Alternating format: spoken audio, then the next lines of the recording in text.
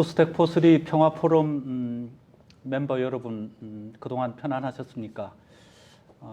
코로나 상황 때문에 그동안에 계속 미루어졌던 4차 평화포럼을 이렇게 영상으로나마 하게 되어서 반갑게 생각합니다. 저희가 평화포럼을 시작한 때부터 1회에는 이홍구 전 총리님을 모시고 좋은 말씀을 들었고, 2회 때는 김현철 통일부 장관이 오셔서 판문점 회담 이후 진행되고 있었던 한반도 여러 가지 격동의 상황을 얘기하셨더랬습니다. 지난 3회 때는 정세현 민주평통수석부의장께서 오셔서 역시 한반도 평화경제의 어떤 그 비전과 관련한 여러 가지 얘기를 나누셨죠. 오늘은 네 번째 평화 포럼으로 이근 한국국제교류재단 이사장님을 모시고 말씀을 청해 듣는 그런 그 시간을 갖겠습니다. 포스텍과 포스리가 함께 이 한반도의 미래를 좀 더 긍정적이고 발전적으로 만들어가는 데 기여하고자 두 개의 지금 그 행사를 하고 있습니다. 하나는 코리아 리포트라고 하는 작은 전문가 저널을 발간하고 있고요. 또 하나가 이제 이런 그 전문가를 모시고 듣는 평화 포럼입니다.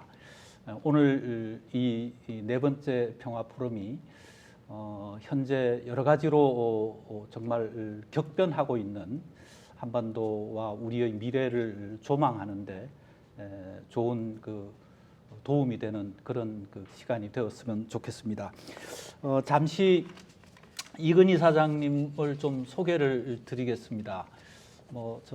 다들 아시겠지만 서울대학교 외교학과를 졸업하셨고 미국 위스콘신 대학에서 정치학 박사학위를 받으셨습니다. 귀국하신 이후에는 국립외교원 교수로 재직하시다가 2000년부터 서울대학교 국제대학원 교수로 재직하고 계십니다. 서울대학교에서 국제협력본부 본부장도 지내셨고 지금 2019년부터 코리아 파운데이션 한국국제교류재단 이사장직을 수행하고 계십니다. 우리가 잘 아는 세계경제포럼 다보스 포럼의 한반도 미래위원회와 지역 거버넌스 위원회의 위원장과 위원 역할을 하시기도 했습니다. 여러 가지로 지금 우리 상황에게 좋은 그런 그 말씀을 해주실 수 있는 분을 모시게 돼서 기쁘게 생각합니다. 안녕하셨습니까 그동안에? 뵙게 돼서 반갑습니다. 오늘 이근 이사장님께서 주신 주제 제목은 여러분 여기 보시다시피 미중 기술 패권 경쟁과 글로벌 환경의 재편입니다.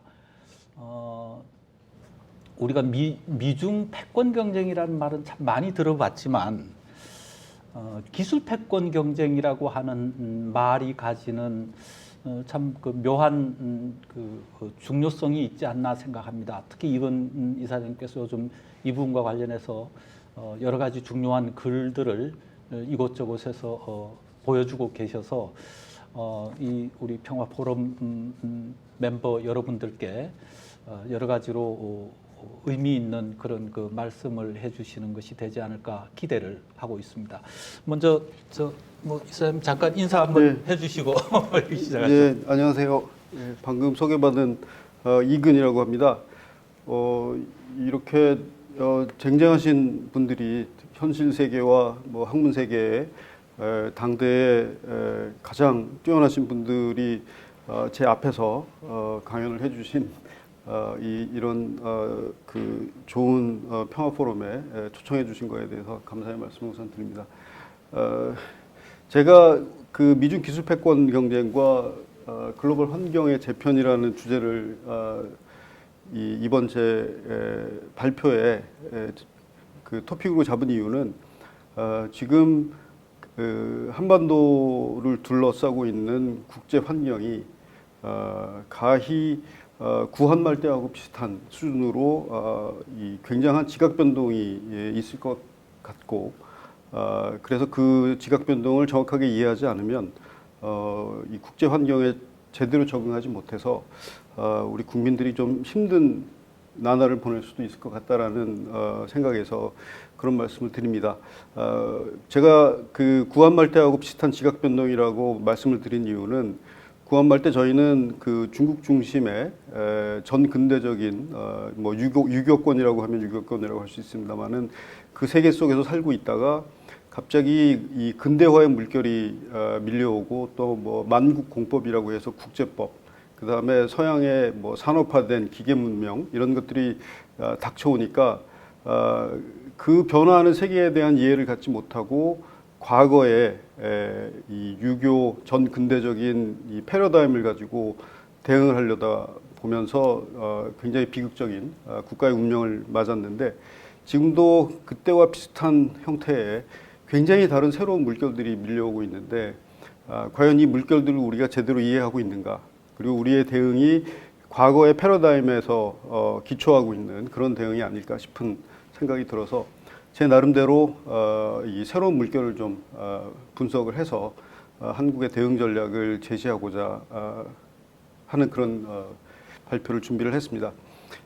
흔히 이제 국제 정치를 이해하시는 분들은 학자들보다는 이제 일반인들도 국제 정치에 대해서 많이 알지 않습니까? 이제 뭐 밥 먹고 친척들이랑 모여서 얘기하면 다들 전문가가 되는 분야 중에 하나가 국제 정치인데 가장 일반적으로 국제 정치를 이해하는 가장 기본적인 패러다임은 힘이 강한 국가가 힘이 약한 국가를 뭐 정복을 하거나 뭐 이 지배를 하거나 그리고 인간들의 기본적인 욕망이라는 것은 권력을 계속 추구하고 더 강해지려는 욕망이기 때문에 이러한 그 기본적인 사항들은 동서고금을 막론하고 변화하지 않았다.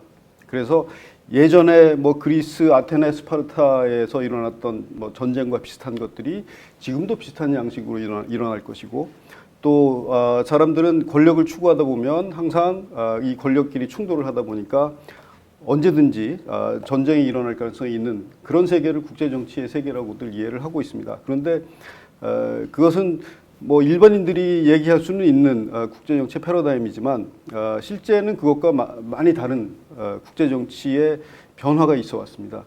그 변화가 있어 온 이유는 간단하게 말씀드리면 한 3-4번 정도의 큰 국제정치의 변화가 있었는데 그 변화를 추동한 가장 근본적인 것은 이 국제정치가 일어나는 그 환경이 바뀌었기 때문입니다. 많이들 얘기하지만 그 국제정치를 그랜드 체스보드에 비교를 합니다. 근데 체스보드라는 것은 그 밑에 체스보드가 어떤 형태의 체스보드가 깔려 있느냐에 따라서 이 위에서 게임하는 사람들이 다른 형태의 게임을 하게 되는 것이죠. 그러니까 체스보드가 서양식 체스보드가 깔려 있으면 서양식 체스에 맞춰서 게임을 하지만 바둑판으로 바뀌면 바둑판에 맞는 이 규칙에 따라서 게임을 해야 되고 또 그 체스보드가 요즘같이 이 사이버 공간에서 오락하는 게임하는 것으로 이 체스보드 자체가 바뀌어버리면 완전히 이제 그 안에서 그 국제정치를 하는 행위자들의 행위나 계산이나 이런 것들이 다 바뀌게 되어 있습니다. 그런데 우리가 흔히들 말하는 이 그랜드 체스보드, 흔히들 이제 지정학이라고 얘기합니다만은 지정학이라는 국제 정치를 했었던 시기는 인류가 이 정주에서 농업 생활을 했던 시기부터 18세기 그 산업혁명이 일어날 때까지가 주로 이제 그 지정학에 관련된 체스보드 자체가 이제 자연질이었던 시기였고요. 18세기 이후에서 지금까지 새로운 형태의 체스보드가 등장했는데 그 체스보드는 시장이라는 자본주의 시장이라는 체스보드가 새로 등장을 했습니다. 그래서 국가들이나 인간들의 행위가 이 시장으로 이동하면서 자연지리에서 시장으로 이동하면서 국제정치의 행위 자체가 바뀌게 된 것이죠. 거기다가 이제 새롭게 21세기에 들어와서 이 시장이라는 체스보드 위에 사이버 공간이라는 이 플랫폼이 깔리기 시작을 하는데 이 플랫폼이 깔리기 시작하면서 국제정치 행위자들이 또 다른 계산과 다른 형태의 행위를 하게 됩니다. 이 체스보드가 자연지리일 경우에 가장 많이 공부를 했었던 학문 중에 하나가 지리학입니다. 지리가 워낙 중요하기 때문에 자연지리라는 것이 워낙 중요하기 때문에 지리학 공부를 많이 했고 또 거기에 따라서 뭐 역사라든가 다른 인문학 같은 것들을 많이 공부를 했는데 이제 그게 이제 지정학의 가장 중요한 그 학문이었기 때문에 그렇습니다. 그런데 18세기 이후에 이제 20세기까지 들어서서 시장이 국제 정치에서 굉장히 중요한 중요한 체스보드가 되니까 요즘에는 저희가 지리학을 공부를 하지 않습니다. 지리가 옛날만큼 그렇게 중요하지 않기 때문에 학교에서 지리학 공부를 안 하죠. 주로 많이 공부하는 것이 이제 경제학, 경영학 이런 것들을 많이 하고 그다음에 이 자본주의 질서를 이해하기 위한 사회과학들을 공부를 합니다. 그리고 이제 그 사이언스 앤 테크놀로지 이런 것들도 자본주의가 발달을 하면서 중요한 학문이기 때문에 사회과학, 자연과학 이런 것들을 공부를 하지만 지리학을 공부를 하지는 않습니다. 그런데 이제 최근에 다시 한번 21세기에 들어와서 인터넷 플랫폼이 깔리면서 이 사람들이 공부하는데 가장 중요한 필요한 학문들이 사회과학이나 인문과학 이런 것보다는 소위 스템이라고 하는 이 자연과학이나 수학이라든가 테크놀로지와 관련된 부분 쪽으로 이제 그 학문들이 추세가 바뀌고 있는 건데 이건 무슨 의미냐 하면은 우리 일상 생활을 하는 공간들이 과거에는 자연지리가 가장 중요했던 공간이었다면 농사를 지었던 시절이기 때문에 그 다음에 이제 자본주의가 들어서면서 시장에서 경제 활동을 하는 것이 그 이후로 중요해졌고 지금은 이 플랫폼에서 어떻게 우리가 생활을 해나가고 경제 생활을 그 영위하느냐 하는 것들이 중요해지기 때문에 학문의 발전도 그것을 쫓아가고 있습니다. 근데 이 쫓아가는 것들이 결국은 인간들이 쫓아가는 거기 때문에 인간의 국경을 넘어서 일어나는 활동을 국제정치라고 한다면 국제정치도 이런 이 변화에 따라서 체스보드의 변화에 따라서 같이 변화해 왔다라는 것이고요. 지금 이제 굉장히 중요한 아까 말씀드린 인터넷 플랫폼의 변화에 의해서 지각이 변동이 되는 시기라고 할 수가 있겠습니다.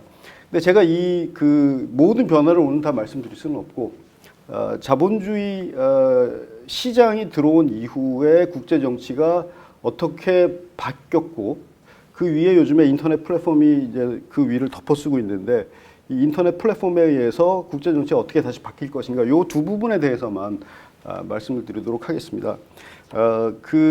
저희가 평소에 잘 못 느끼고 있는 것 중에 하나가 시장의 중요성입니다. 자본주의 시장의 중요성인데요.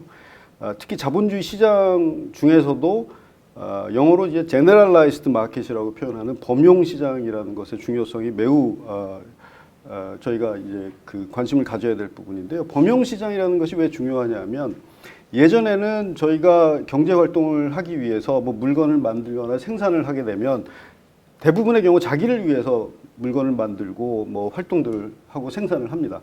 그런데 자본주의 시장이 들어오면서 그 이후에는 자기를 위해서 뭐 생산을 하거나 경제 활동을 하기보다는 남을 위해서 뭐 물건들을 만들고 서비스를 창출을 하고 그 대신 거기에 반대급부로 이제 저희가 이 돈을 받게 되죠. 그래서 그 돈을 가지고 시장에 가서 자기를 위해서 물건들을 사고 쓰는 그런 형태로 시장의 유용성 자체가 상당히 크게 바뀌었는데 그건 뭐냐 하면 일상생활에 필요한 모든 것들을 다 시장에서 구입할 수밖에 없는 그런 시대가 됐다라는 겁니다. 그런 의미에서 이걸 범용시장, 제너럴라이즈드 마켓이라고 그러는데 예전에는 나를 위해서 물건을 이제 자기 스스로 만들고 특히 농사를 짓거나 아니면 뭐 이 기구를 만들거나 했을 경우에 거기에 그것을 충당이 다 안 되는 것들을 뭐 교환을 하거나 사기 위해서 이제 시장에 갔지만 지금은 거의 대부분을 다 남을 위해서 서비스도 만들고 물건을 만들어서 그거를 판 대가로 돈을 얻어서 자기를 위한 것들을 이제 시장에서 다 사는 것이죠. 그래서 일상생활에 있어서 이 시장이라는 것이 없어지면 아무것도 돌아가지가 않는 사회가 지금의 이제 자본주의 시장 경제의 사회고 이 사회의 가장 핵심이 되는 것이 바로 이 범용시장이라는 시장입니다. 그래서 시장이 멈추는 날에는 사람들이 그때부터 굉장히 고민을 하게 되는 것이죠. 우리 코로나에서 봤지만 이 전염병이 확 퍼져버리면 시장 자체가 멈추게 되니까 사람들이 사재기를 하기도 하고 그다음에 뭐 실업이 발생을 하고 뭐 사회적인 혼란도 발생하게 돼서 굉장히 그 활동하기 어렵고 삶을 살아가기가 어렵게 되는 그런 시기였기 때문에 어떻게 해서든지 이 시장이 멈추지 않도록 하는 것이 국가의 역할이고 사람들의 역할이 돼버린 것이죠. 그런데 이 시장을 멈추게 하는 것들이 몇 가지의 요건들이 있습니다. 하나, 예를 들면 뭐 혁명이 발생했다거나 아니면 뭐 전쟁이 일어났다거나 범죄자들이 워낙 많아서 사람들이 법을 잘 안 지킨다거나 아니면 사회적인 아니면 경제적인 인프라가 무너져서 이 사람들이 이 통신도 잘 안 되고 운송도 안 되고 만드는 것도 힘들어지고 이런 여러 가지 일들이 벌어지면 시장이 안 돌아가고 시장이 안 돌아가면 아무것도 할 수 없는 그런 시대가 된 것이죠. 그래서 이런 시장이 돌아가는 것을 멈추게 하는 이런 것들을 막아주는 역할, 그리고 이것을 이 발생한 이후에 이것들을 원상으로 복귀하는 역할, 이런 것들을 하는 그 부분을 저희가 공적 영역이라고 얘기를 합니다. 퍼블릭 섹터라고 얘기를 하죠. 그러니까 퍼블릭 섹터가 잘 돌아가야지 프라이빗 섹터가 물론 남을 위해서 생산을 하고 뭐 서비스를 창출하지만 프라이빗 섹터가 잘 돌아가게 돼 있습니다. 그러니까 시장이 잘 돌아가려면 결국은 퍼블릭 섹터가 자신들이 할 수 있는 일들을 정확하게 바르게 해주고 그 환경 속에서 시장이 돌아갈 때 프라이빗 섹터가 거기서 이제 이윤을 창출하고 그러면서 경제가 성장하게 되는 것인데요. 그런 의미에서 이 범용 시장과 그다음에 국가의 이 퍼블릭 섹터에서의 공공재를 제공하는 것, 그리고 프라이빗 섹터가 거기에서 경제적인 이익을 창출하고 경제 성장을 하게 하는 이런 것들이 이제 다 하나로 합일이 돼서 돌아가야만 사회가 제대로 돌아가고 사회가 성장할 수 있는 것이 지금의 시대입니다. 요 점에서 제가 한마디만 좀 그 일반적으로 그러니까 저희가 생각했던 좀 상식적인 논의 중에 보면 범용 시장이 작동하는 그 경제의 영역과 어떤 그 전쟁이나 폭력이나 뭐 이런 부분을 관할하는 공적 섹터를 조금 이렇게 대비적으로 또는 이원론적으로 생각하는 흐름도 일부 있는데 지금 이제 이 선생님 말씀에 의하면 사실은 이 두 개가 굉장히 유기적으로 연결되어 있고 그것이 유기적으로 연결되어 있었던 것이 지난 시대의 중요한 한 특징이었다. 근데 이제 그게 지금 바뀌고 있다 이런 말씀이신 거죠? 그게 바뀐 것이 아니고요.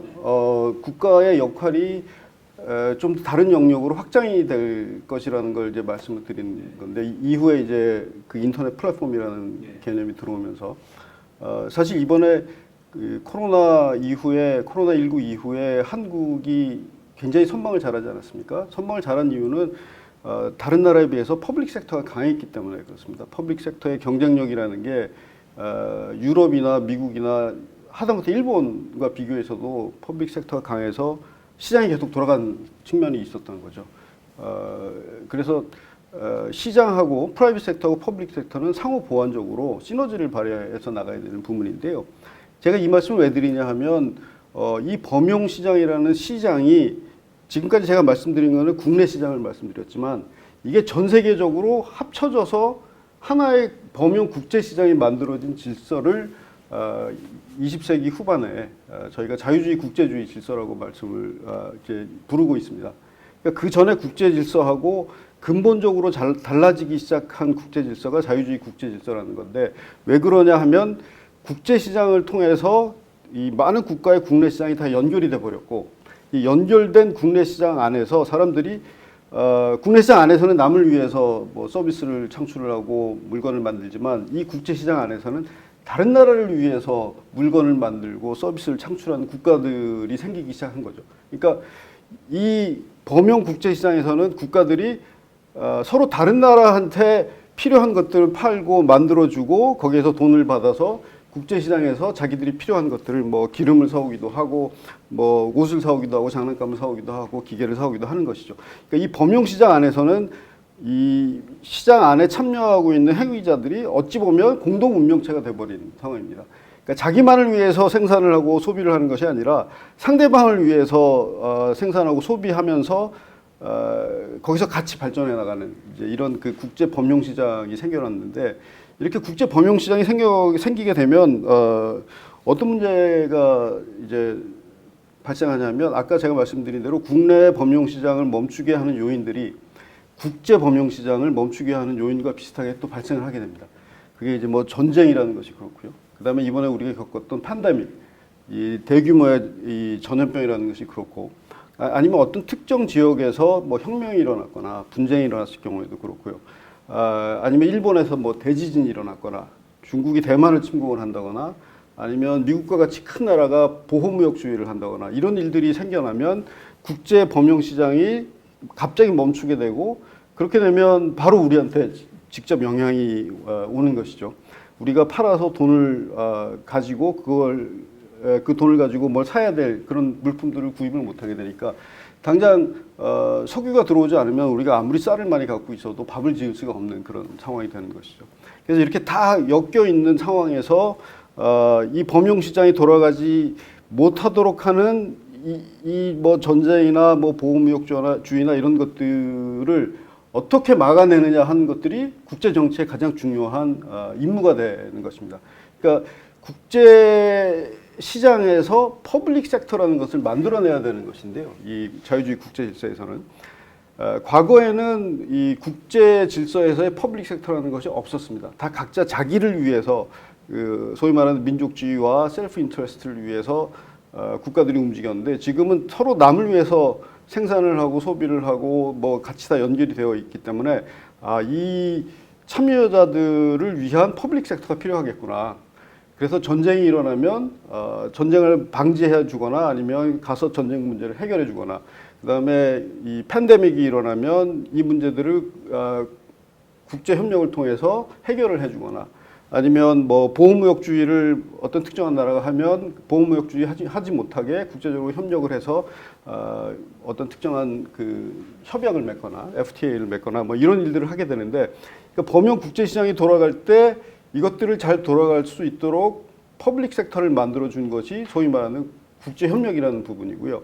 이 국제협력이라는 것을 보다 더 예측 가능하게 제도화시킨 것이 다자주의 국제기구입니다. 다자주의 국제기구와 다자주의 이제 국제제도인데 이게 뭐 흔히 말하는 WTO라든가 뭐 인터내셔널 모니터리 펀드, 뭐 월드뱅크, 뭐 유나이티드 네이션스 이런 것들이 이제 다 거기에 속하는 것이고요.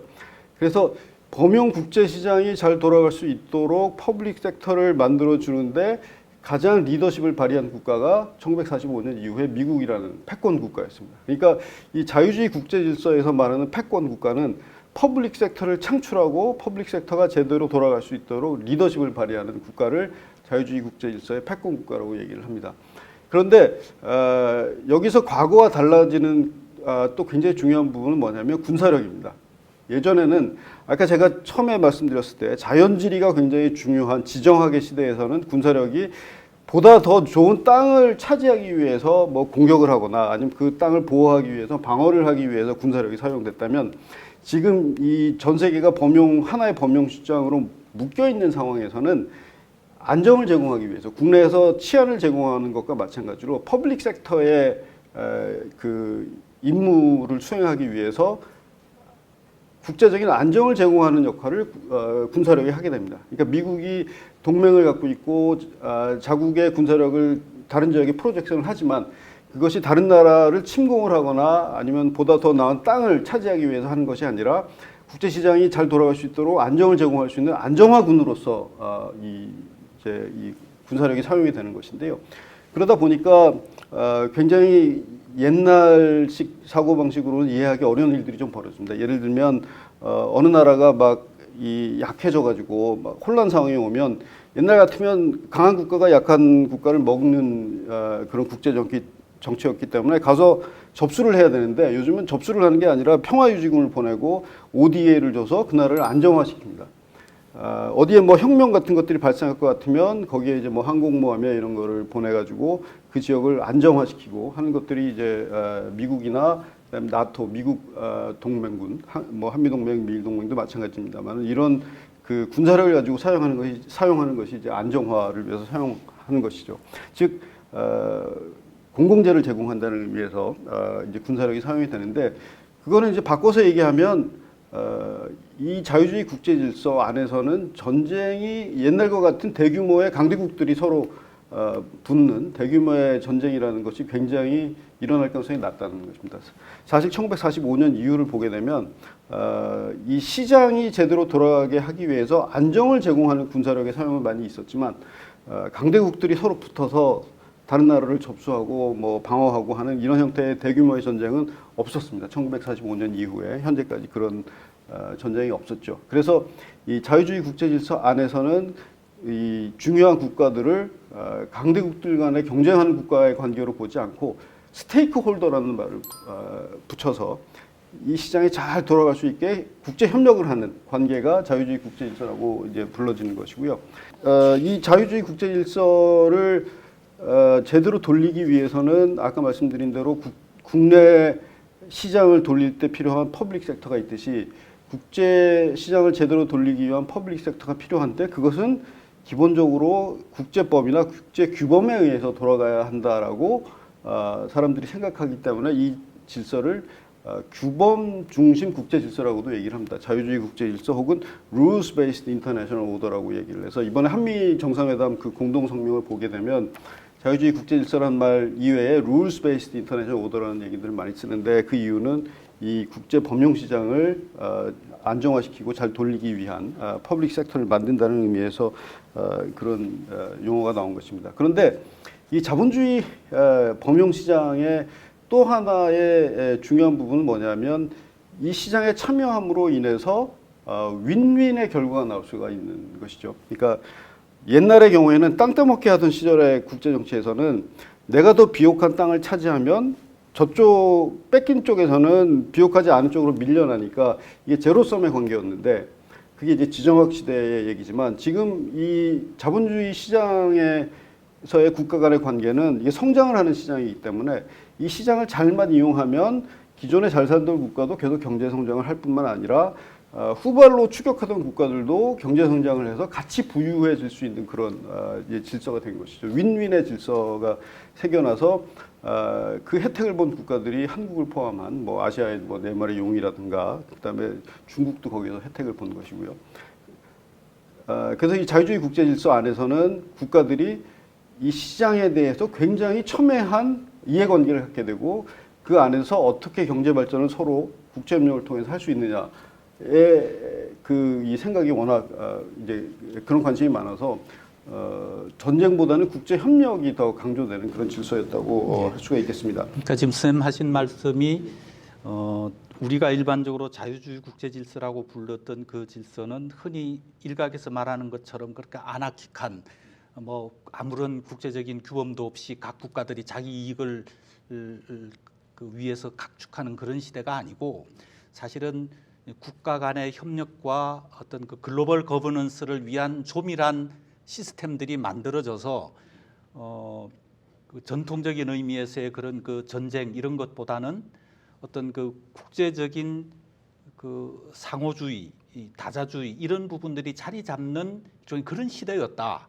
지금 이제 그런 말씀으로 이제 정리가 될 것 같은데 어쨌든 이제 오늘의 이 주제로 보면 그런 시대가 지금 좀 막을 내리고 있다 이런 의미가 좀 있으신 건가요? 그렇습니다. 예. 그러면 이제 그게 막을 내리고 다른 시대로 지금 접어들고 있다 이런 말씀을 지금 하시려고 하는 것 같이 들리는데 네. 그 뒷부분 얘기를 이제 그러면 이제 그 좀 뒷부분 제가 앞부분을 너무 많이 말씀드린 것 같은데 그래서 사실은 이 체스보드가 이 자연지리에서 시장으로 옮겨가면서 제가 지금 말씀드린 대로 자본주의 시장으로 옮겨가면서 국제 협력이 좀 더 강조되고 대규모의 이 강대국 간의 전쟁이 없는 그런 국제 질서가 됐는데 여기에 이제 새로운 변화가 한 번 더 오기 시작을 합니다.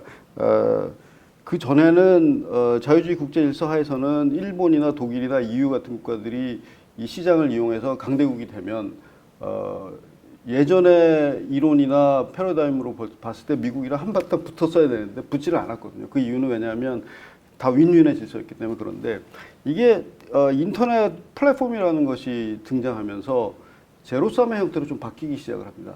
그러니까 문제는 윈윈의 구조가 제로섬의 구조로 가게 되면 이때부터는 국제 질서가 상당히 좀 분쟁적이 돼가고 이게 서로 충돌이 계속 일어날 수밖에 없는 형태로 바뀌게 되는데 이러한 게임 체인지를 갖고 오게 한 게임 체인저가 바로 인터넷 플랫폼이라는 것이고 그 중에서도 5G 이후에 인터넷 플랫폼이 생겨나면서 제로섬 형태로 좀 바뀌기 시작하는 부분을 제가 오늘 말씀드리려고 하는 겁니다. 그러니까 자유주의 국제 질서에서 이 범용 국제 시장이라는 것이 중심이었다면 이제는 그 위에 인터넷 플랫폼이 깔리기 시작을 합니다. 인터넷 플랫폼이 깔리기 시작하면서 시장 위에 새로운 또 하나의 체스보드가 얹어지게 되고, 이 체스보드라는 것은 컴퓨터라든가 스마트폰이라든가 이런 그 인터넷과 관련된 부분이 없으면 하루라도 편안하게 생활할 수 없는 그런 그 시대로 바뀌게 된 것이죠. 예전엔 시장이 안 돌아가면 하루라도 살기가 힘들었는데, 이제는 인터넷이 끊겨버리면 하루라도 살기 힘든 그런 새로운 형태의 체스보드가 깔렸고요. 중국의 부상이라는 것이 여기서 주는 의미가 상당히 큰 의미가 있는데요. 그 이유는 왜 그러냐 하면, 저희가 중국이 이렇게 강해지고 잘 살 거라고는 예상을 했지만, 중국이 5G 이후의 테크놀로지에 있어서 미국이나 다른 국가를 이렇게 빨리 추격하고 또 앞서 나갈 것이라는 것에 대한 예상을 못했고요. 두 번째는 중국이 이렇게 자본주의 시장 안으로 들어오면서 경제 성장을 하면 자유화될 거라고 생각을 했는데, 오히려 이 5G나 인터넷 테크놀로지에 의해서 자유화보다는 권위주의 쪽으로 갈 수 있는 테크놀로지들이 생겨난 것이죠. 이 두 가지에 대해서 소위 말하는 서방 국가들이 예측을 잘 못했고, 그것이 이제 현실화되는 것들이 계속 보이니까 서방 국가에서는 이제 중국에 대해서 견제를 하고 제재를 하기 시작을 하게 됩니다. 근데 그 이유가 뭐냐 하면 이렇습니다. 그 플랫폼이라는 게 그 네트워크 효과라는 게 있습니다. 인터넷 플랫폼이라는 게 그 네트워크 효과를 방지하기 위해서 중국은 이미 서방의 플랫폼에서부터 디커플링을 시켰습니다. 초기부터 디커플링을 시켰는데, 중국 안에 들어가서 인터넷 플랫폼 회사들을 보게 되면 뭐 바이두라든가 뭐 알리바바라든가 탄센트, 소위 말하는 BAT라고 부르는 이제 중국의 플랫폼 회사들이 있습니다만은, 이 회사들의 플랫폼만을 사용하게 되어 있고, 국가 안보라는 이름하에 뭐 구글이라든가 애플이라든가 아마존이라든가 페이스북이라든가 이런 것들은 들어가지 못하게 되어 있습니다. 그러니까 차단이 되어 있는 것이죠. 그러니까 중국은 인터넷 플랫폼을 이미 디커플링을 해서 자기네 중심으로 해서 플랫폼을 만들어 놓고, 이제 나머지 국가들은 이런 미국 기업들, 뭐 페이스북, 애플, 아마존, 뭐 구글 이런 것들을 계속 다 사용을 해왔기 때문에, 이 전 세계를 이 플랫폼으로만 보게 되면 중국 플랫폼과 비중국 플랫폼 이렇게 두 개로 갈려져 있습니다. 이미 디커플링이 돼 있었는데, 중국이 테크놀로지가 계속 빨리 발전을 하다 보니까 5G 테크놀로지에 있어서 가장 가성비가 좋고, 그다음에 테크놀로지에서 앞서간 회사가 화웨이라는 회사입니다. 화웨이라는 회사가 5G 그 장비, 소위 말해서 이제 인프라를 깔게 되는데, 화웨이라는 그 이 회사가 인프라를 이제 전 세계에 깔기 시작하면 가장 가격도 저렴하고 성능도 좋고 가장 먼저 이 그 5G 기술을 이제 발전시켰기 때문에, 세계에서 5G 인프라를 깔려고 하면 화웨이를 쓰는 게 가장 좋습니다. 그러면 이제 1대1로라는 지역에서 화웨이가 5G 장비를 팔고, 미국에도 팔고 한국에도 팔고 뭐 전 세계에 팔게 되면 일단 5G 인프라망이 구축이 되는 것이죠, 전 세계에. 플랫폼이 디커플링이 돼 있었지만 화웨이의 5G를 통해서 전 세계가 하나의 5G망으로 화웨이의 이 장비를 이용한 그 하나의 그 이 플랫폼이 구축이 되면, 그 다음에는 어떤 문제가 발생하냐면 이 중국이 5G를 통해서 구현할 수 있는 산업들이 있습니다. 그게 이제 대부분 다 4차 산업혁명 테크놀로지들인데요. 뭐 무인 자동차라든가 자율주행 자동차라든가 뭐 드론이라든가 아니면 IoT라든가 이런 것들이 다 5G 이후에 구현이 가능한 기술들인데요. 미래의 플랫폼 경제에 있어서는 이 4차 산업혁명의 이 테크놀로지를 누가 선점해서 끌고 가느냐가 굉장히 국가 경제에 중요한 그런 것이라고 할 수가 있습니다. 근데 화웨이나 중국 GT에서도 이제 그런 그 통신 장비를 만들고 있습니다만은, 이런 것들이 전 세계에 먼저 중국 걸로 깔리고, 그러면 중국이 가장 앞서 나가니까 거기에 중국의 4차 산업혁명과 관련된 서비스나 이제 뭐 기업들이 붙겠죠. 그리고 그게 이제 중국의 플랫폼 회사를 통해서 돌아가기 시작을 하면, 거기서 어떤 일이 발생을 하냐면 대량의 데이터가 발생을 합니다. 저희가 4차 산업혁명과 관련된 뭐 기술이나 서비스를 이용하게 되면 말을 하는 거나 움직이는 거나 뭐 이런 것들이 다 데이터로 흔적으로 남기 때문에 빅데이터가 발생이 되는데, 그 빅데이터가 대부분 다 중국의 플랫폼 안에서 발생이 되고, 그러면 이 빅데이터를 가지고 소위 말하는 아티피셜 인텔리전스라는 것을 이제 교육을 시키기 시작을 합니다. 빅데이터가 있어야만 아티피셜 인텔리전스가 교육이 되기 때문에, 플랫폼을 먼저 많이 깔아놓은 쪽이 아티피셜 인텔리전스 쪽에서도 더 앞서 나갈 수가 있는 것이죠. 그러면 이 빅데이터를 가지고 AI를 만들고 그다음에 그 AI 기술을 활용을 해서 중국은 공산당이라는 중앙의 그 정부가 소위 말하는 서베일런스 감시 체제의 국가를 만들 수가 있습니다. 그러니까 예전에는 이 경제 성장을 하면 자유화가 돼서 민주화 될 거라고 생각을 했는데 지금은 이런 4차 산업혁명 테크놀로지들, 디지털 테크놀로지가 발전하니까 경제 성장을 하면서 오히려 더 통제가 가능한 이런 형태의 국가로 바뀐 것이죠.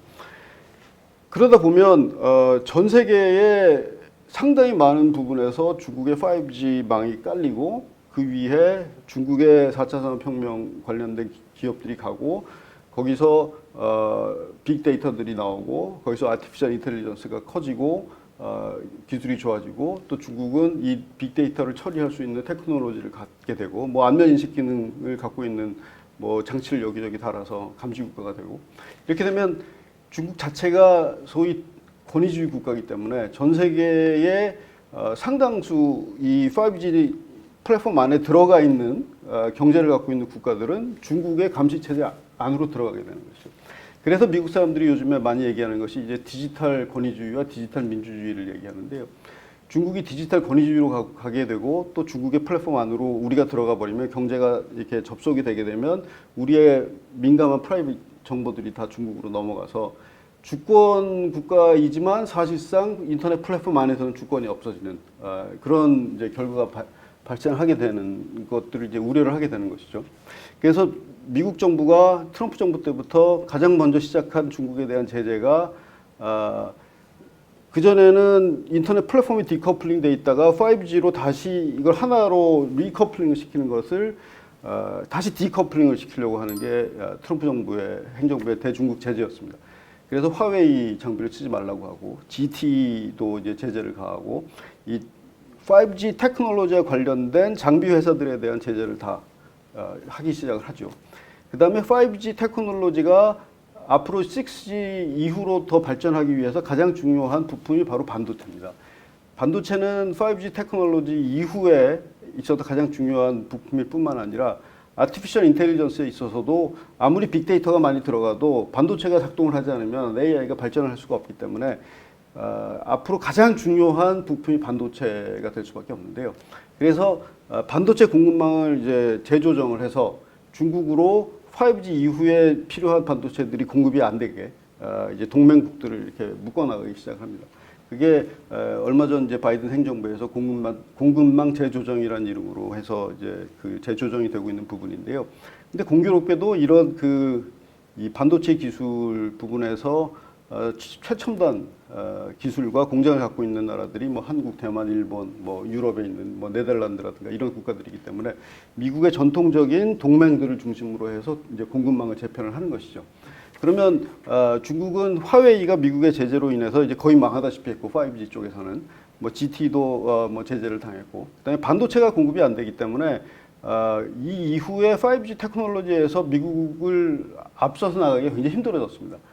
중국은 제조 2025라는 그 계획을 발표하면서 반도체에 이 스스로 좋은 반도체를 생산할 수 있는 것을 2025년까지 뭐 70% 정도까지 끌어올리려는 계획을 갖고 있었는데 이게 아마 70% 정도 될 겁니다. 반도체라는 게 이게 암묵지라는 게 있어가지고요. 테시트 날리지가 필요해서 굉장히 이 수많은 공정에 들어가는 그 기술이 하나하나 굉장히 어렵거든요.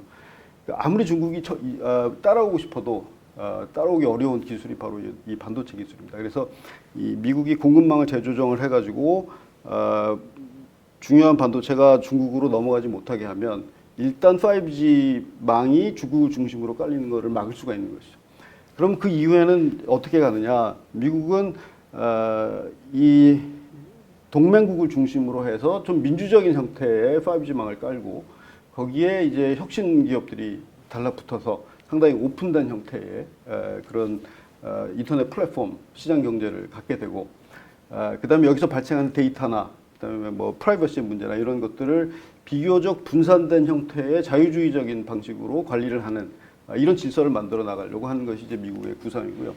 그 원체 지금 그 밀도 있는 얘기를 지금 쭉 하셔서 잠깐 정리를 좀 하고 다음 말씀을 좀 듣겠습니다. 그러니까 지금까지 하신 말씀을 뭐 이렇게 짤막하게 한 두세 포인트로 요약을 해보자면 자유주의 국제 질서와 같이 모든 국가들이 윈윈하면서 자유롭게 서로 공존할 수 있었던 시스템이 디지털 플랫폼이라고 하는 새로운 이 장이 깔리면서 체스판의 변동 과정이 생기면서 이제 더 이상 윈윈이 되기보다는 승자 독식이 불가피한 하나의 새로운 판이 깔리기 시작했고 예, 네트워크 효과라는 것 네트워크 때문에. 효과라는 것 때문에 예. 결국 그 판을 선점하려고 하는 강력한 의지를 갖고 중국이 부상했고 거기에 대한 미국의 제재와 그 일종의 이제 이 방지 노력이 최근에 우리가 본 미국의 이 대중국 기술 제재의 형태로 나타난 것이다. 그러니까 그게 단순히 무슨 미국의 아메리칸 퍼스트 뭐 이런 차원이 아니라 국제 질서의 판이 바뀌는 상황에서 이 국제 질서의 판을 디지털 플랫폼의 효과를 수용하면서도 이것이 권위주의로 가지 않고 민주적인 판으로 가도록 하기 위한 어떤 그 노력 과정에서 지금 미중의 기술 패권 경쟁이라는 게 나타나고 있다. 네. 그리고 이제 그런 속에 지금 5G나 반도체가 굉장히 중요하기 때문에 미국은 동맹이라고 하는 그 전통적인 우방을 그런 군사적이거나 정치적인 동맹의 수준에서 그치지 않고 저런 기술의 테크놀로지 수준에서의 어떤 연계 형태로 재구축하려고 하고 있다. 지금 이제 일단 이렇게 말씀하신 것으로 정리를 좀 예, 제가 수 있겠습니다. 여태까지 강의한 것보다 훨씬 더 정확하게 요약을 아주 너무 잘해 주셨습니다. 그 다음 예, 얘기를 예. 그럼 좀 그래서 사실 미국이 중국에 제재하는 그 테크놀로지들을 보면 품목을 보면 반도체하고 5G 쪽에 주로 집중이 돼 있습니다. 뭐 최근에 드론에 대해서도 제재를 가했지만 드론 역시 이 5G망에 접속을 해서 데이터를 이제 이 전송하는 그런 기기이기 때문에 뭐 같은 맥락이라고 할 수가 있겠는데요. 그래서 미국이 구상하고 있는 세계 질서는 인터넷 플랫폼이 자유주의 세계 국제 질서 위에 깔려도 자유주의 국제 질서적인 인터넷 플랫폼 경제를 국제 플랫폼 경제를 만들려고 하는 것이고 윈윈이 가능한 중국의 입장에서는 자국의 플랫폼을 전 세계로 확장시켜서 상당 부분을 중국 공산당이 통제할 수 있는 이런 형태의 플랫폼을 이제 구상을 하는 것이죠. 이렇게 되면 이제 중국의 경우에는 제로섬으로 가는 것이고 디커플링이 생겨나는 건데 그럼 중국이 왜 그런 생각을 하느냐? 저는 아무리 생각을 해도 중국이 이런 그 구상을 갖게 된 배경에는 천하 컴플렉스라는 게 있다고 저는 봅니다. 천하. 중국의 흥망성쇠의 과정을 보게 되면 내부에서 반란이 일어나거나 아니면 뭐 아편 전쟁 같이 서양의 제국주의가 침투해 들어오거나 아니면 주변국이 뭐 강성해져 가지고 중국을 침략을 해서 소위 말하는 뭐 명에서 청으로 넘어가는 형태의 이런 것들을 통해서 중국이 흥망성쇠를 했는데 그런 것들을 원천적으로 그런 것들을 금지시켜 버리겠다, 막겠다라는 것이 이제 천하 컴플렉스라고 저는 보이는데요. 그러려면 중국 내부에 대한 아주 강력한 중앙 집권적인 통제가 있어야 되고 그것은 아까 말씀드린 디지털 테크놀로지와 빅데이터를 가지고 중앙에서 통제하는 형태로 가는 것이죠. 그 다음에 중국 내부에 있는 뭐 티벳이나 뭐 위구르나 아니면 홍콩과 같은 것들도 이제 법이나 제도들을 바꿔서 중국이 다 통치하게 컨트롤할 수 있는 형태로 이제 바꿔나가는 것이고요. 그거는 내부 반란과 내부에서의 분열 요소를 차단하는 거고 외부에서 들어오는 위협은 소위 말하는 주권 원칙에 대한 엄청난 강조를 통해서 이제 외부에서 과거에 서양 세력이 침투해 들어오는 것과 같은 형태의 위협을 막겠다는 것이고요.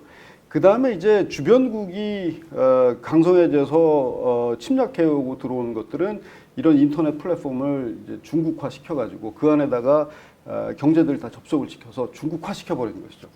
중국화 시켜버리면 그 안에 중국의 스탠다드를 통해서 산업도 돌아가고 일상생활도 돌아가게 되는 것인데 그걸 이제 옛날식으로 표현하면 인터넷 플랫폼 중화 문명이 생겨나는 것이라고 할 수가 있겠습니다.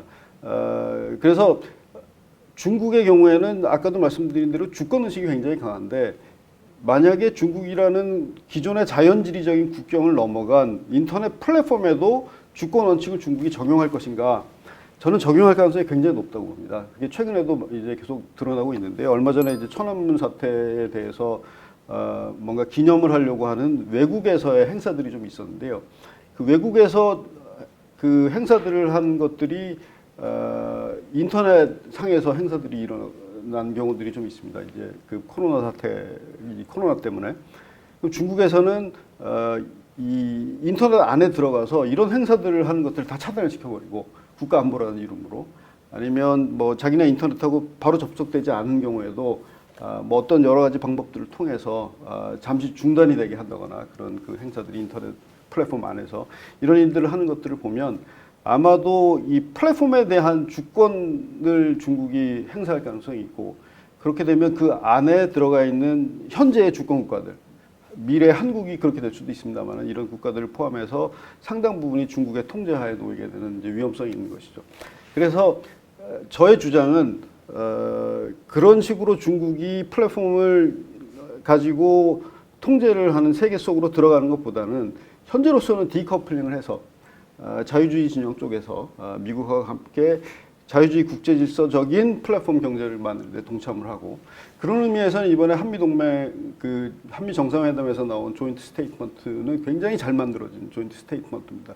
그 안에 들어가 있는 과학기술과 관련된 여러 가지 협력 사안들은 지금 제가 말씀드린 미국의 구상을 반영하고 있는 것이기 때문에 굉장히 좋은 구상이고요.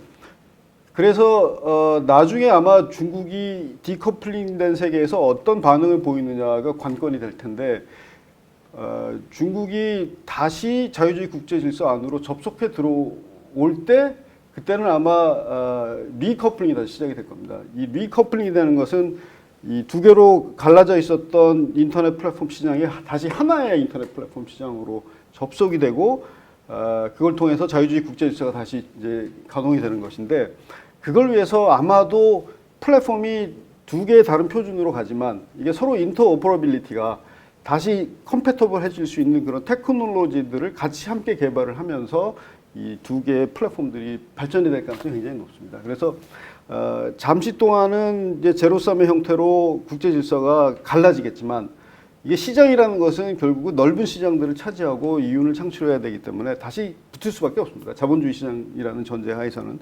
그러면 또 머지않은 시기에서 리커플링과 관련된 국제협력 사안들이 이제 계속 나오게 되고, 국가의 외교 정책이나 이런 것들이 그쪽으로 다시 갈 겁니다. 그러니까 그 부분 제가 조금 더 클리어하기 위해서 한번 여쭤보면, 그러니까 미중 기술 패권 경쟁이라고 표현되는 지금의 이 일종의 대립적인 경쟁이 지금 그 인터넷 플랫폼이라고 하는 새로운 장에서 불가피하게 나타나는 현상이긴 하지만, 이것이 종국적이라기보다는 결국은 다시 어떤 표준으로 통합될 가능성은 있을 거다. 네, 저는 상당히 높다고 이렇게 본다는 네, 거죠. 그러니까 지금 기술 패권 경쟁이라는 것도 어떻게 보면 좀 일시적 또는 그 한시적인 상황이다, 이렇게 일단 볼 수 있는 건가요? 한시적이라고 보는데요. 네. 뭐 몇 가지 변수에 따라서 좀 달라질 수 있겠습니다만은, 그 한시가 어느 정도의 기간이 될지는 예측하기가 어렵습니다만,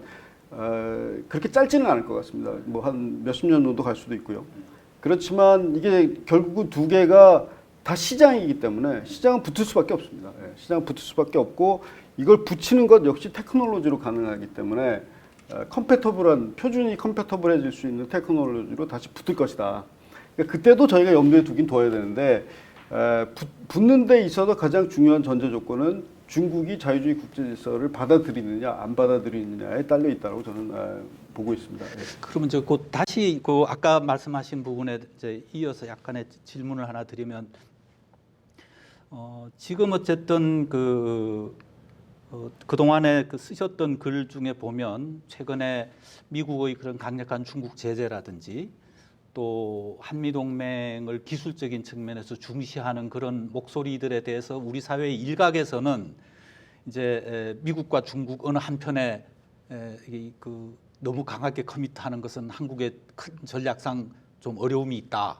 그래서 좀 미국하고 중국 사이에 어느 선을 긋고자 하는 그런 목소리들이 일부 있었는데, 최근에 이 선생님 글 쓰신 것 보면은 지금과 같은 이런 기술 패권 경쟁 속에서 어중간한 길이라는 것은 없다. 결국은 한국은 미국 편에 서야 한다. 이걸 굉장히 강하게 말씀하셨어요.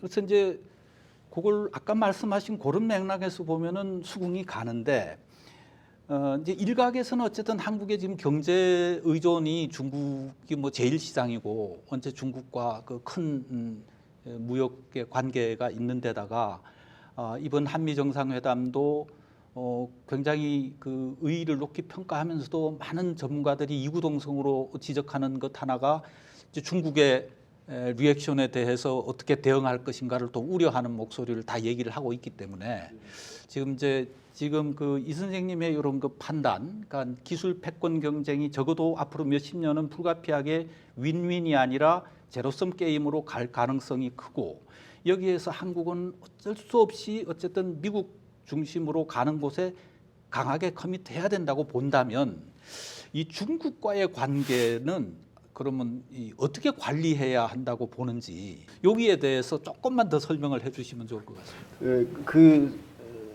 제가 사실은 90년대 말하고 2000년대에 쓴 글들을 보게 되면 중국하고의 관계가 굉장히 중요하고 그다음에 미중 간의 관계도 이렇게 충돌의 관계로 가지 않을 것이다라고 글들을 많이 썼습니다. 그 이유는 자유주의 국제 질서가 윈윈의 질서였기 때문에 그런데 지금은 이제 선생님께서 말씀하신 대로 제로섬의 관계로 구조가 바뀌니까 이 구조가 바뀔 때 어중간하게 있을 수는 없는 것이죠. 한쪽을 선택을 해야 되고 저는 미국 쪽이랑 선택을 해야 된다고 보는데요. 미국을 선택하게 되면 제로섬의 구조에서는 결국 저쪽을 버리는 거니까 저 버리는 쪽과의 관계를 어떻게 설정을 해야 되느냐에 문제가 있습니다. 한국의 외교 전략을 보게 되면 중국이라는 강대국과 미국이라는 강대국 사이에서 뭐 준경국으로 가거나 뭐 브릿지로 가거나 아니면 이 가운데서 어떻게 줄을 잘 타자 이런 외교 전략을 많이 구상을 하는데요. 근본적인 해결책은 저희도 미국에 못지않게 강대국이 되면 되는 것입니다. 강대국이 될 수 있는 그 기본적인 요건들은 이 자연지리가 최소판이었을 때 강대국의 요건과 시장이 최소판이었을 때 강대국의 요건과 인터넷 플랫폼의 시대에서의 강대국의 요건들은 상당히 많이 달라져 왔죠. 옛날에는 전쟁을 잘하는 군사력이 중요하다면 지금은 테크놀로지와 인적 자본과 그다음에 이제 네트워크에서의 지배력 같은 것들이 굉장히 중요한데 한국이 강대국이 될 수 없다라고 처음부터 저희가 그런 패배적인 생각을 가질 필요는 없고 특히 이제 미국이나 이 서양의 자유주의 국가들하고 같이 연합을 하게 되면 중국이 한국한테 어떤 제재를 가하더라도 이제 공동으로 대처할 수 있는 부분들이 있는데요. 사실은 이 공동으로 대처하는 부분에서 공급망 재조정이 굉장히 글로벌한 수준에서 일어나고 있습니다. 하나가 이제 아까 말씀드린 반도체의 이 공급망 재조정이라면 그 다음에 또 하나가 이제 그 2차 전지 배터리의 이제 공급망 재조정이 있는데요. 예를 들어서 인터넷 플랫폼과 반도체 공급망이 중국이랑 디커플링이 됐는데 앞으로 굉장히 중요한 기술 중에 하나인 배터리 기술을 발전시키기 위해서 거기에 필요한 자원을 중국의 히토류에 의존하게 되면 여기 디커플링이라는 게 의미가 없어지지 않습니까? 그러니까 제재도 훨씬 더 많이 받을 수 있는 가능성이 많고 우리가 배터리 산업을 발전시켜야 되는데 히토류를 중국에서 수입을 해오는 상황이면 5G 디커플링을 한다는 게 벌써 의미가 없어져 버리니까요. 근데 이제 배터리 기술이 왜 중요하냐 하면 굉장히 희한하게도 에너지 스탠다드라는 게 있습니다. 이게 자연지리가 최수보였을 때 에너지 스탠다드가 그 당시에는 이제 자연적인 에너지였다면 그 다음에 이제 산업화가 되고 시장으로 옮겨가면서 이게 화석연료 쪽으로 옮겨가고 화석연료와 함께 에너지를 만들어내는 장치가 증기기관 그 다음에 이제 내연기관으로 바뀌어오죠. 그때가 이제 아까 시장이 플랫폼이 됐었던 시장이 최스보드가 됐던 시기인데 굉장히 코인시던스인지 모르겠습니다만은 지금 이제 플랫폼이 또 갈라지면서 인터넷 플랫폼이 씌워지면서 새로운 에너지 스탠다드가 생겨나는데 그게 이제 탄소 제로입니다. 이 탄소 제로는 뭐 국제적인 합의가 다 있기 때문에 이 방향으로 나가는 것은 뭐 너무나 워낙 중요한 것이고 탄소 제로로 가기 위해서는 이제 뭐 신재생 에너지 그다음에 그 원자력 이런 것들이 없으면 그 목표치를 달성하기 어려운데 특히 신재생 에너지와 관련해서는 에너지를 생산한 이후에 그것을 저장할 수 있는 에너지 저장 장치, 소위 말하는 이제 ESS라고 에너지 스토리지 시스템이라는 것들의 테크놀로지가 굉장히 중요합니다. 그래서 에너지 저장 장치 역시 이제 디커플링 된 상태에서 미국 중심의 동맹국의 에너지 저장 장치들이 이제 발전을 할 테고, 그다음에 중국은 중국 중심의 에너지 저장 장치들이 발전을 할 텐데요. 테크놀로지들이 좀 상당히 많이 다릅니다.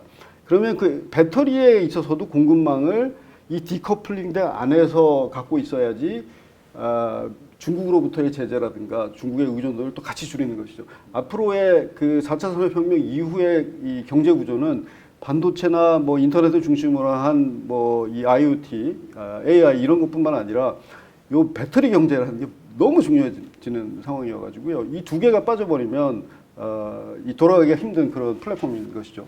그래서 그런 쪽에 이제 그 공급망이 또 조정이 될 테고요. 또 하나는 이제 팬데믹의 문제입니다. 앞으로 이제 전염병이라든가 이런 것들이 계속 돌기 시작을 하게 되면 당장 팬데믹이 이 창궐한 지역에서는 공급망이 이 스톱을 하게 되지 않습니까? 그거를 방지하기 위해서는 결국 백신과 관련된 바이오테크가 굉장히 중요한데, 이 백신과 관련된 바이오테크도 역시 미국을 중심으로 한 mRNA 계통의 이 백신들을 가지고 그것도 공급망을 자기들 중심으로 짤 겁니다. 그렇게 되면 중국의 백신에 의존하지 않고 자유 진영 안에서의 백신에 의존해서 공급망의 안정성을 다 같이 확보하는 이런 형태의 디커플링이 될 것이고, 거기에 이제 미국이나 자유진영 쪽의 우위가 확보가 되면 나중에 결국 중국이 여기 흡수돼서 끌려 들어올 수밖에 없다. 그때 이제 리커플링이 되는 거고, 한국의 전략은 어쩔 수 없이 이 공급망으로 들어오고 그 사이에 일어나는 여러 가지 데미지들이 있을 겁니다. 그거는 이제 데미지 컨트롤을 해야 되는데, 데미지 컨트롤을 하기 위해서는 제 생각에는 대기업들은 알아서도 잘할 것 같아요. 대기업이 아닌 쪽에 있어서는 국가가, 대기업은 대기업대로 데미지가 클 수도 있겠죠. 물론 대기업이 데미지가 크지만 워낙 데미지 컨트롤들을 잘하는 그 경험들을 갖고 있기 때문에 어느 정도 그런 부분들은 잘 헤쳐나갈 건데, 그렇지 않은 부분은 국가가 명확한 비전을 제시를 해야지 이 시장의 행위자들이 거기에 맞춰서 데미지 컨트롤도 하고 미래에 대한 계획을 짜서 나가는데, 이쪽도 아니고 저쪽도 아니고 계속 중간에서 왔다 갔다 하면 시장 행위자에게 있어서 너무나 큰 이제 코스트가 생기는 것이죠. 말씀하신 대로 이 자유주의 진영 쪽에서 공급망을 재편하는데 참여를 하고 그 안에서 우리의 실력을 키워서 이제 강대국이 되는 게 중요한데요. 한국이 미국하고 동시에 같이 강대국일 경우에는 중국이 어떻게 하기가 굉장히 힘듭니다. 근데 이번 한미 동맹의 한미 정상회담에서의 공동 선언문을 보면 이미 미국은 한국을 미래의 동맹국으로서 상당히 강한 국가로서 인정을 하기 시작했다고 저는 보고 있고요. 어떤 의미에서는 일본보다도 더 포텐셜이 있다고 미국에서 평가를 하는 게 아닌가 이런 생각을 합니다.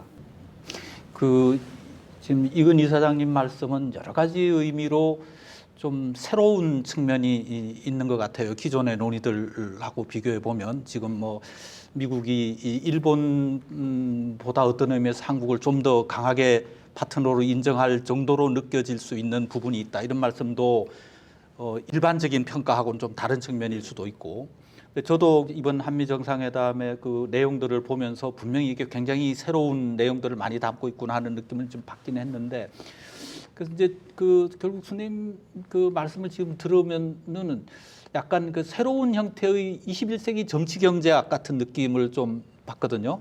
그 정치는 정치대로, 뭐 국제정치대로 따로 돌고, 국제 경제는 국제 경제 시장이 따로 도는 그런 구조가 아니라, 이제는 정치와 경제가 새로운 방식으로 묶이는 이 새로운 판에 테크놀로지가 굉장히 중요하게 지금 관련되어 있고, 그러다 보니까 지금 한미동맹이냐 무슨 뭐 미중 간의 균형이나 이런 것을 전통적인 의미에서의 정치적이거나 뭐 경제적인 부분으로 볼 문제가 아니라 이 새로운 유형의 판의 재조정 구조 속에 우리의 전략으로 이 부분을 접근해야 된다, 지금 이제 이런 얘기시니까 굉장히 새로운 얘기이기도 하고, 요즘에 우리 사회의 담론을 일반적으로 이렇게 규정하고 있는 그런 어떤 패러다임들로부터 좀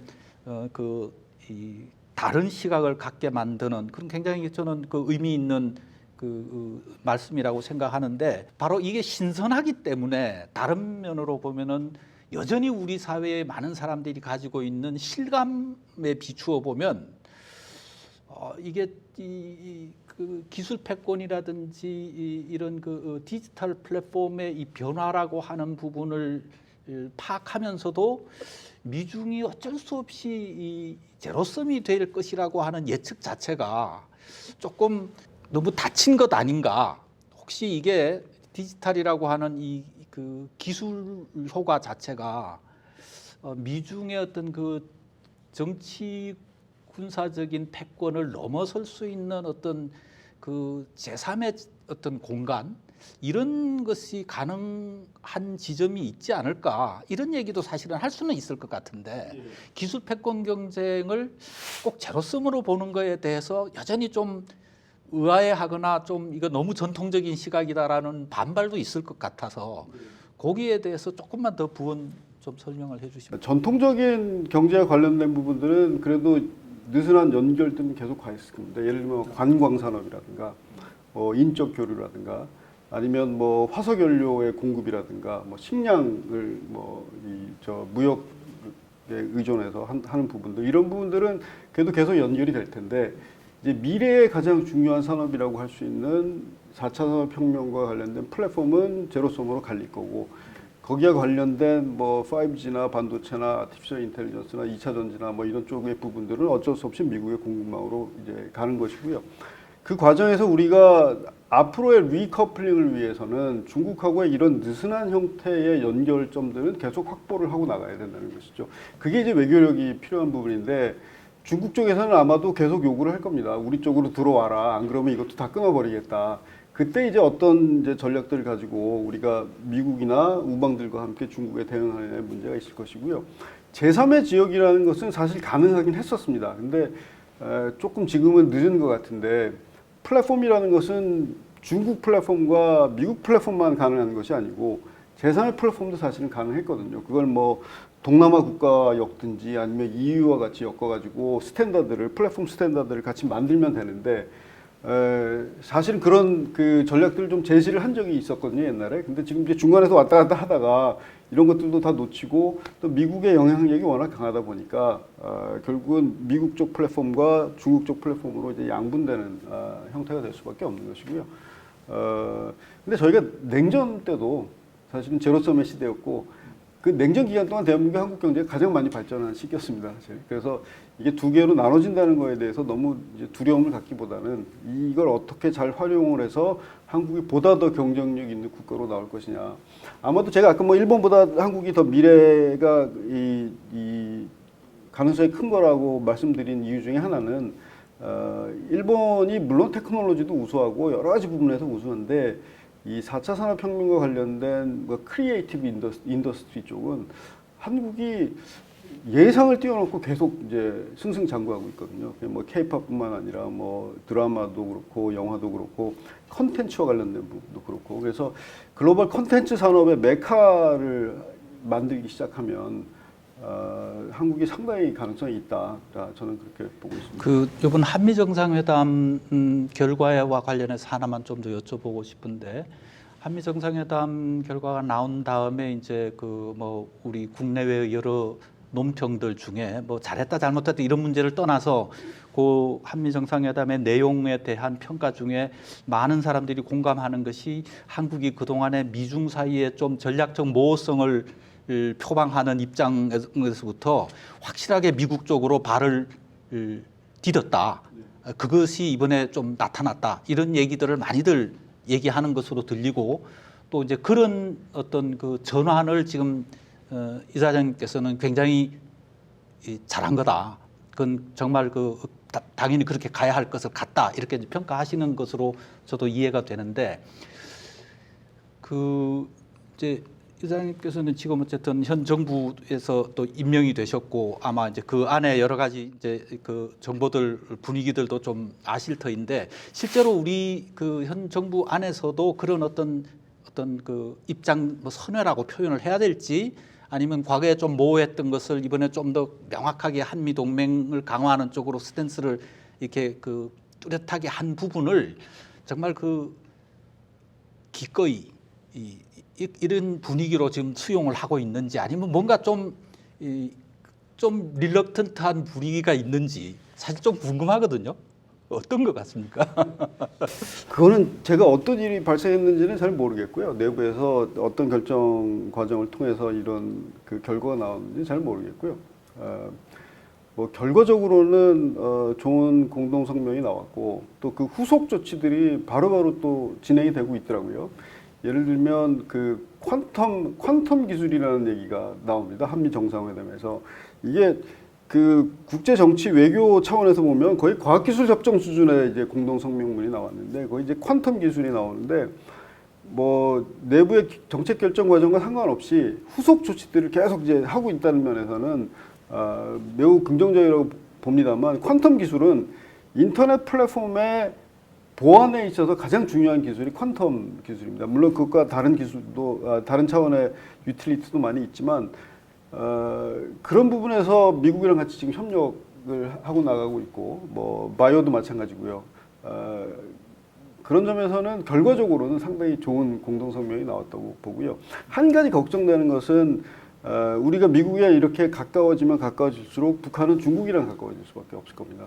근데 제가 아까 인터넷 플랫폼의 네트워크 효과를 말씀드렸지만 중국이랑 가까워지는 순간 북한 경제가 중국의 네트워크에 접속이 되고 그러면서 북한 사람들이 가장 중요하게 생각하는 주권 문제, 그다음에 자주의 문제에 상당히 심각한 문제가 발생할 가능성이 있다.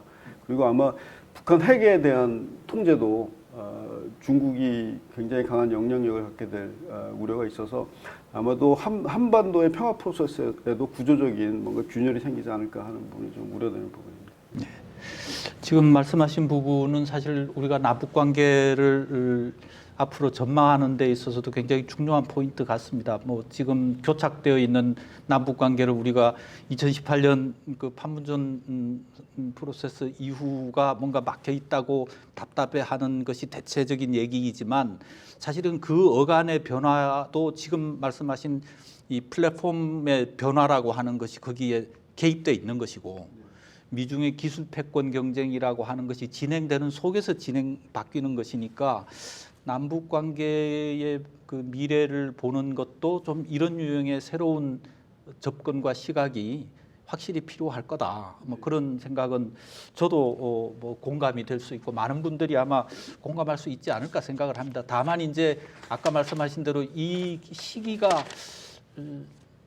몇십 년 간다면 어쨌든 그 몇십 년 동안에 생겨날 수 있는 대중 데미지뿐만 아니라 대북 리스크를 이제 우리가 이 미국과의 이런 기술 협력을 강화하면서 어떻게 이 매니지할 수 있을까?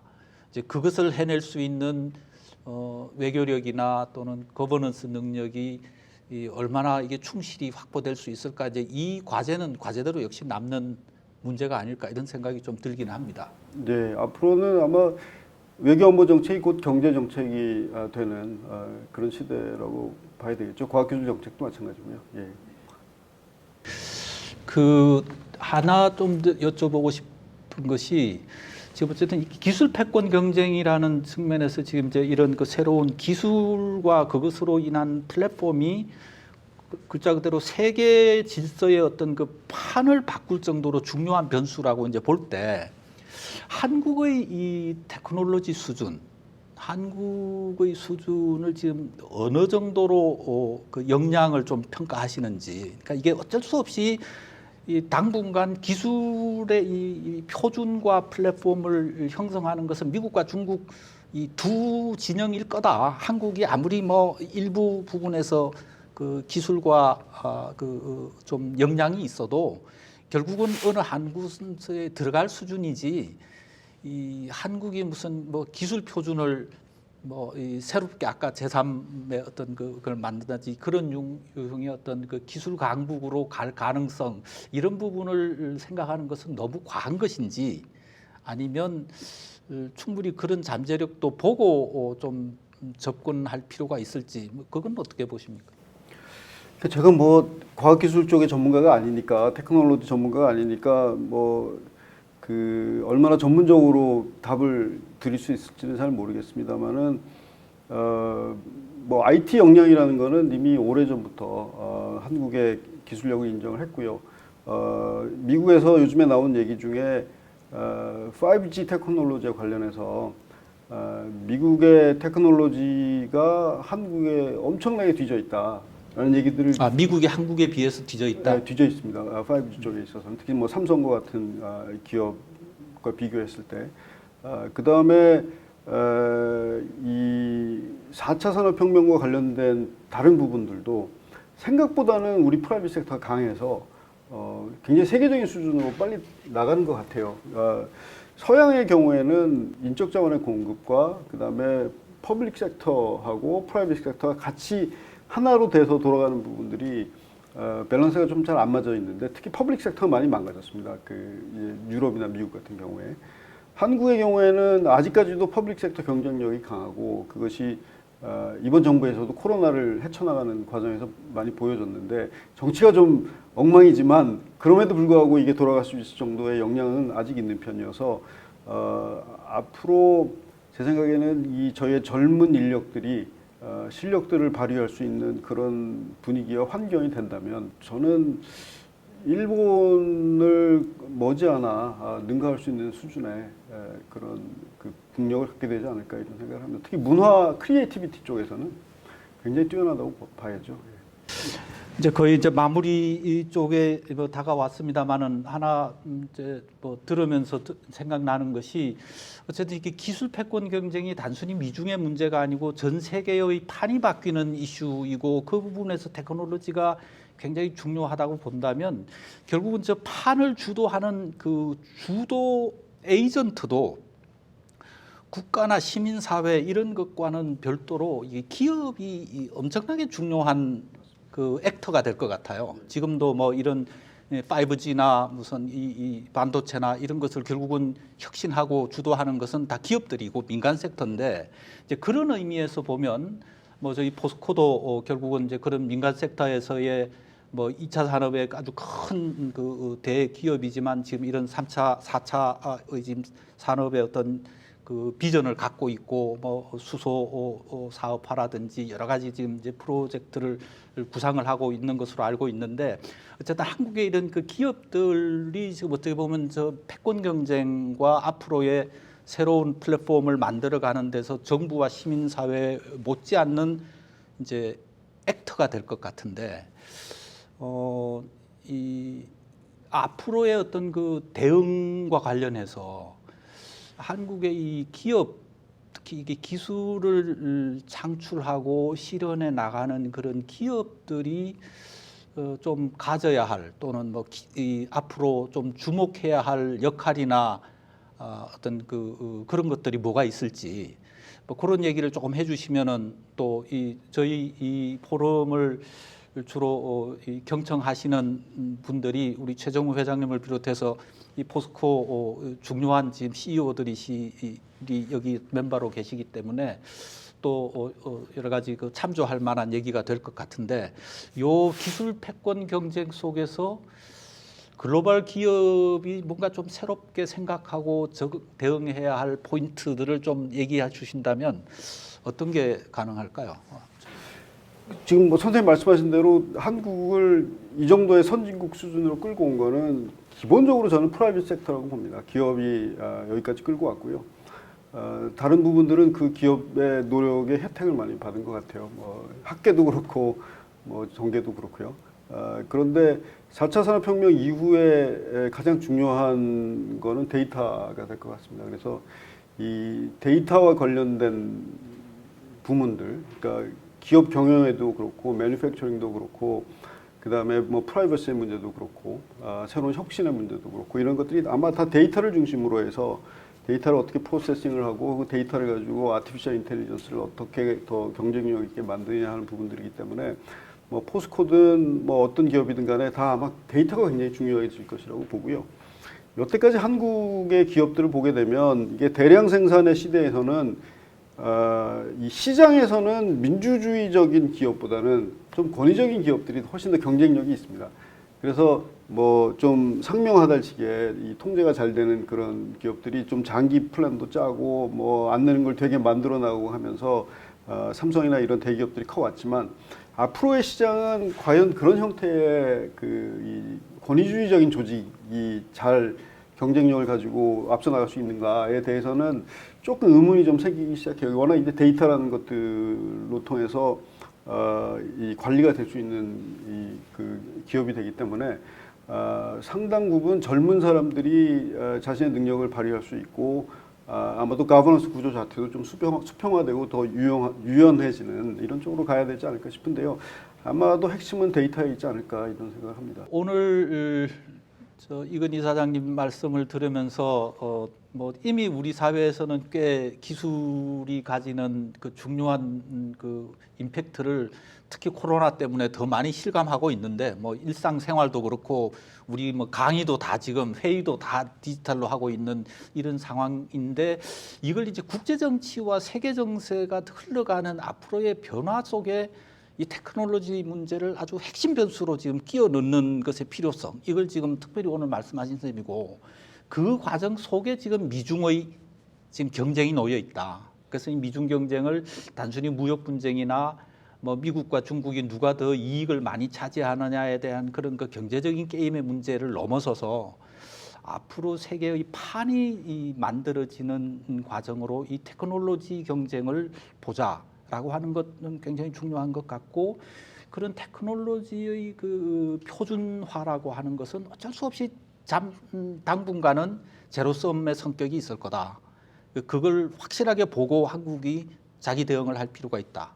이 말씀하신 것도 좀 새겨들을 부분이 있는 것 같고, 그 맥락에서 이번 한미 정상회담에서 나타난 한국과 미국 사이에 굉장히 긴밀한 어떤 그 협력, 특히 전통적인 정치 군사의 영역을 넘어서서 경제, 기술, 의료, 보건 이런 부분까지 확장된 형태의 이 협력을 좀 더 뚜렷이 표방한 부분은 앞으로 우리 그 한국이 가야 할 방향과 관련해서 상당히 그 의미 있는 발걸음이다. 지금 이제 이런 말씀으로 우리가 오늘 좀 이해를 할 수 있을 것 같고요.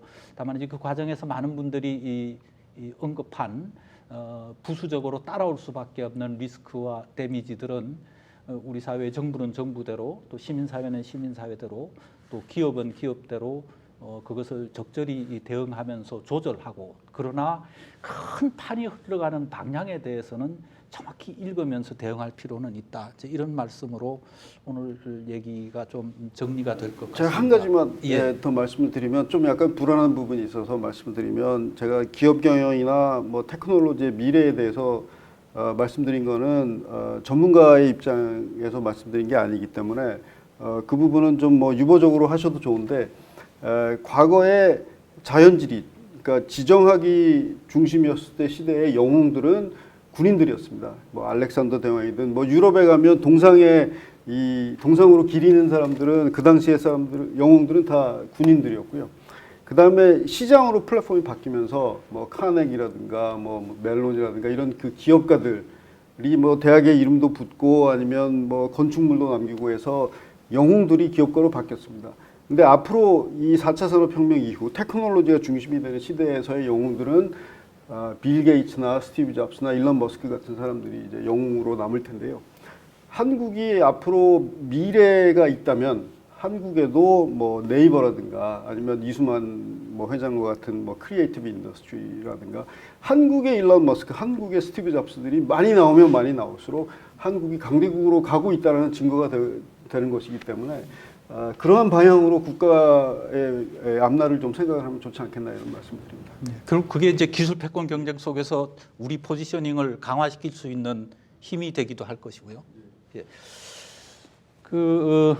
저희 이 평화 포럼은 아까 모두에서도 말씀을 드렸습니다만은 저희 포스텍의 평화 연구소가 설립이 되고 포스텍과 포스리 또 크게는 포스코가 함께 우리 한반도의 어떤 그 미래, 또 평화로운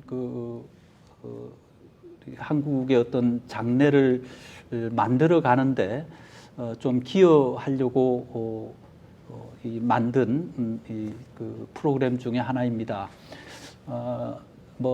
저희가 오프라인으로 미팅을 했다면 최정호 회장님께서 인사도 하시고 또 여러 분들이 같이 좋은 얘기를 나누는 시간이 되었겠습니다만 아직은 이 코로나 상황 때문에 저희가 이런 그 비대면 영상으로 이 포럼의 내용을 전달할 수밖에 없는 것을 양해해 주시고 어떤 의미에서 보면 이런 그 디지털 영상을 통해서 우리가 이런 그 고급한 내용을 전달하고 또 공유하고 이것을 전파할 수 있다는 것 자체도 지금 이런 그 새로운 기술 플랫폼을 그 지금 보면 이 보여주는 한 현상 아닌가 생각합니다.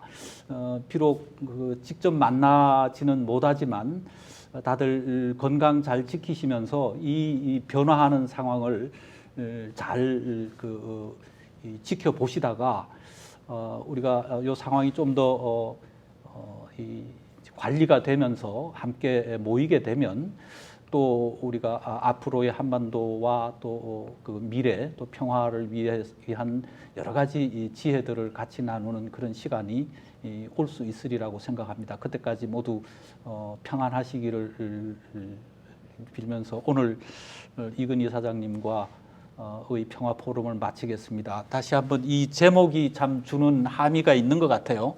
미중의 기술 패권 경쟁 속에서 한국이 어떻게 이 글로벌 변화하고 재편되는 글로벌 환경에 적응할 것인가. 이것은 정부, 기업, 시민사회 또 개인 모두에게 주어지는 과제일 것 같고 이 과제를 잘 해결해 나가기 위한 노력에 여러 전문가들께서 더 큰 기여와 역할을 해주시기를 기대하겠습니다. 여러분 감사합니다. 다음에 또 뵙겠습니다. 오늘 고맙습니다. 네, 감사합니다.